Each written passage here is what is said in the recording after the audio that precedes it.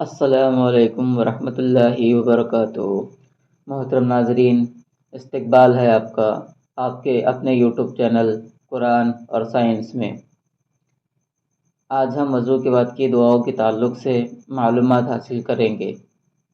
مسلمان کے لیے یہ مستحب ہے کہ وہ وضو سے فارغ ہونے کے بعد یہ کلمات ادا کرے: اشہد اللہ الہ الا اللہ و ان محمدن عبدہ و رسولہ، کیونکہ عقبہ بن عامر رضی اللہ عنہ سے روایت ہے کہ ہم لوگوں پر اونٹ کو چرانے کی ذمہ داری تھی۔ ایک دن میری باری آئی تو میں شام کے وقت ان کو واپس ان کے مقام میں لایا۔ میں نے اللہ کے رسول صلی اللہ علیہ وسلم کو لوگوں کے ساتھ باتیں کرتے ہوئے پایا۔ میں نے آپ صلی اللہ علیہ وسلم کی ایک بات سنی۔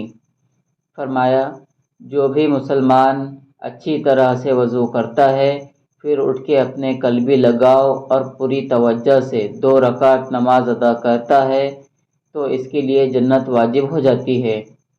عقبہ رضی اللہ عنہ کہتے ہیں کہ میں نے کہا، کتنی اچھی بات ہے۔ تو ایک شخص نے میرے سامنے آ کر کہا، جو بات آپ صلی اللہ علیہ وسلم نے اس سے پہلے فرمائی تھی وہ اس سے بھی اچھی تھی۔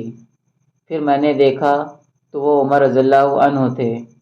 انہوں نے کہا، میں نے تمہیں ابھی آتے ہوئے دیکھا تھا۔ آپ صلی اللہ علیہ وسلم نے فرمایا ہے، جو بھی شخص اچھی طرح وضو کرتا ہے پھر یہ کلمات ادا کرے: اشہد اللہ الہ الا اللہ وان محمدن عبدہ و رسولہ، تو اس کے لیے جنت کے 8 دروازے کھول دیے جائیں گے، جس دروازے سے چاہے داخل ہو۔